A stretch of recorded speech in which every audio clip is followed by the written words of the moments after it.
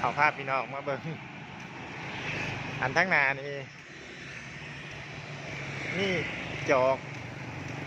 มีรถจักรแม่น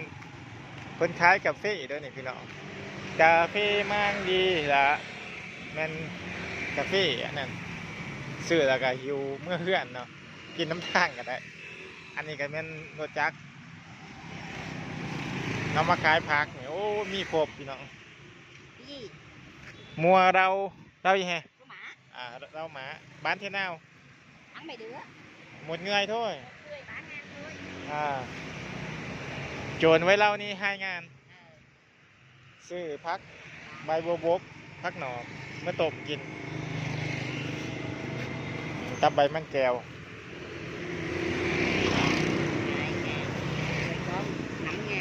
นี่เนี่ย cái gì cơ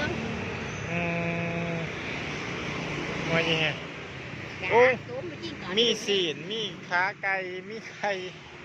มีเกือบครบเนาะในรถจักรคันเดียวเนี่ยมีอาหารทะเลพวกยาก้องเลินเศร้านี่ไงบ้านแบบนี่ผู้ค้ายกับง่ามนี่